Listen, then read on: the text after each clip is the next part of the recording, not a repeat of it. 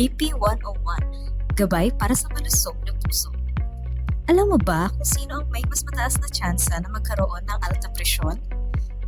Una, ang mga unhealthy lifestyle gaya ng pagkain ng maaalat at matataba, paninigarilyo at labis na pag-inom ng alak, at kakulangan sa ehersisyo. Mas mataas din ang risk kung may diabetes ka, overweight, o ang pagkakaroon ng lahi ng high blood. Pati ang sobrang stress, kakulangan sa pagtulog, at edad 60 pataas ay risk factors din ito. Kung pasok ka sa alinman dito, magpa-BP check ka na sa Barangay Health Station. Libre lang po ito. Ang maagap, hindi kinakabahan.